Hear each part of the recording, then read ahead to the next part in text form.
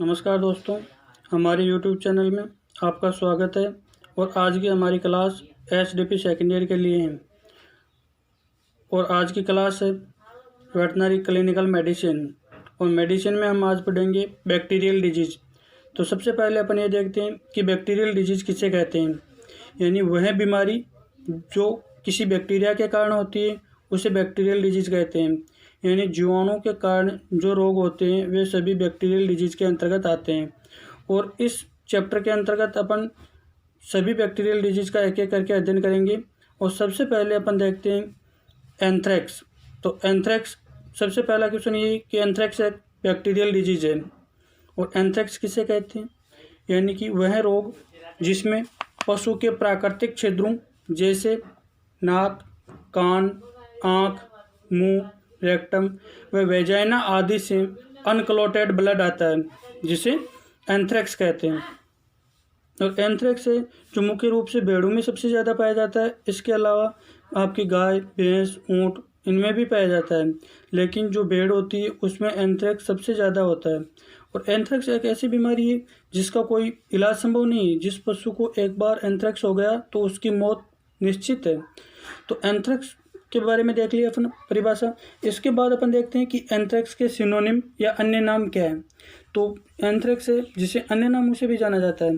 तो इसका अन्य नाम है जैसे spleen fever, toxic fever, guilty रोग, वुल्स वाटर डिजीज, मैलिग्नेंट पुस्टल और कार्बन रोग। ये सब है जो एंथ्रेक्स के अन्य नाम या सिनोनिम है। उसके पश्चात अपन देखते हैं एंथ्रेक्स का कारण या ईटियोलॉजी। तो एंथ्रेक्स एक जीवाणुजनित रोग है और उसके जीवाणु का नाम है बैसिलस एंथ्रेसिस। बैसिलस एंथ्रेसिस यह जीवाणु ग्राम पॉजिटिव व नॉन मोटाइल होता है। और ये जीवाणु एक लंबी छड़ की भांति होता है। और जो प्रतिकूल परिस्थिति होती है तो यह जीवाणु अपने चारों ओर स्पोर फॉर्मिंग कर लेता है और प्रतिकूल परिस्थिति में भी वातावरण में जीवित रहता है। जैसे ही इसको अनुकूल परिस्थिति मिलती है तो ये अपनी ग्रोथ शुरू कर देता है। नेक्स्ट आपके कि ये बीमारी फैलती कैसी है, तो इसका मोड ऑफ ट्रांसमिशन क्या है। तो जो एंथ्रेक्स रोग है आपका वो वर्षा ऋतु के दौरान अधिक फैलता है। और वर्षा ऋतु में भी आप देखते हैं कि जब क्षारीय भूमि होती है उसमें इसकी ग्रोथ अधिक होती है।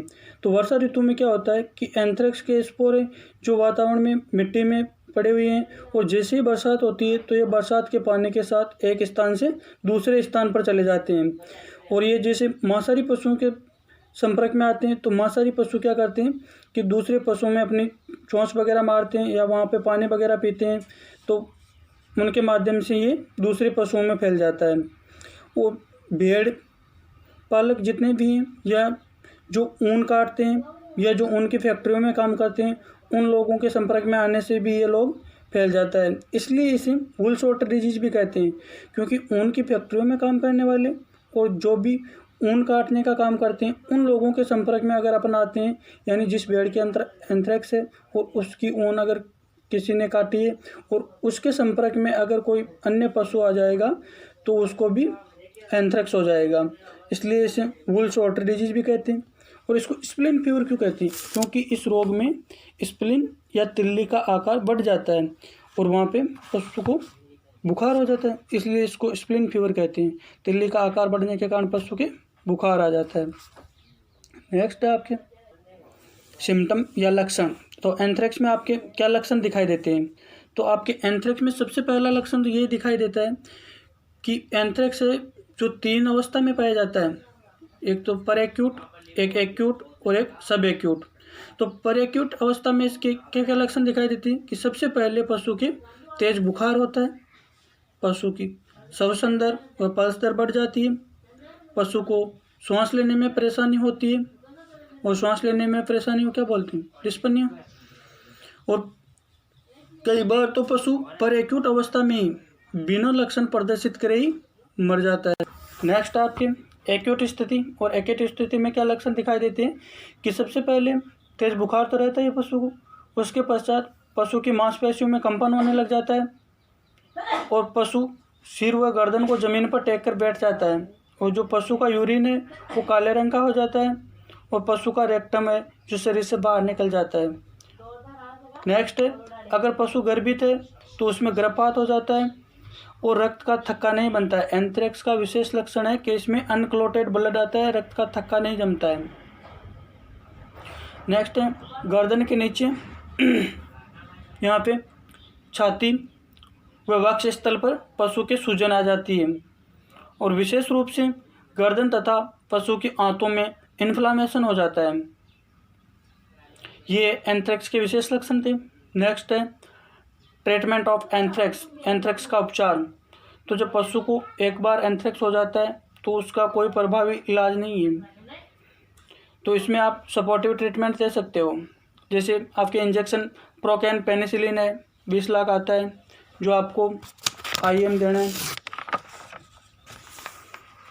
और एंटीहिस्टामिन के रूप में एविल या CPM 10 या 15 ml देना है।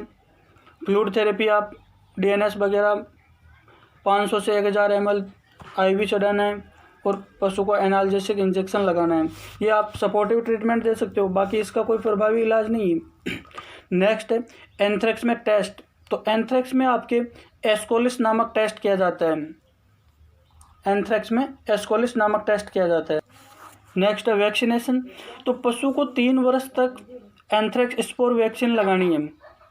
एंथ्रेक्स स्पोर वैक्सीन 1 ml सबकट लगाना है आपको। नेक्स्ट है आपके कंट्रोल या रोकथाम। बीमारी की रोकथाम अपन कैसे करेंगे? तो बीमारी की रोकथाम के लिए सबसे पहले जैसे ही पशु मर जाता है और अपने को पता है कि इसमें एंथ्रेक्स है, या अपन जैसे डायग्नोसिस करते हैं, तो अगर अपने को एंथ्रेक्स लगता है तो उस पशु का पोस्टमार्टम नहीं करना है, नए पशु की चमड़ी उतारनी है और पशु को एक गहरा खड्डा खोदकर उसमें डालकर चूना वगैरह डाल के उस गड्ढे को बूर देना चाहिए। और जो मृत पशु के संपर्क में जो भी अपना चारा है, बिछावन है, जो भी बर्तन वगैरह आते हैं, अगर उनके कोई स्राव या फ्लूइड वगैरह लगता है तो उनको ही काम में नहीं लेना चाहिए, उनको भी फेंक देना चाहिए। जो भी वहाँ पे फ्लूइड स्राव वगैरह आता है उन सबको वहाँ से हटाकर जो गड्ढा खोदकर उसमें बिना बुझा हुआ चूना वगैरह डाल के दबा देना चाहिए। और जो अपना पशु फार्म है उसको 5% फिनॉल वगैरह है, इनसे स्टरलाइज करना चाहिए। तो ये आपकी एंथ्रेक्स डिजीज थी, वो कंप्लीट हो गई। नेक्स्ट क्लास में हम HS के बारे में पढ़ेंगे, हेमोरेजिक सेप्टिसिमिया बोलते हैं जिसे। अगर आपको हमारी क्लास अच्छी लगे तो वीडियो को लाइक, शेयर और सब्सक्राइब जरूर करें। धन्यवाद। अगर आपको वेटनरी से संबंधित किसी भी प्रकार की जानकारी चाहिए तो जितना संभव होगा उतनी जानकारी हम आपको हर समय उपलब्ध कराएंगे। आप किसी भी समय हमें संपर्क कर सकते हैं। हमारे व्हाट्सएप नंबर है 9610332147।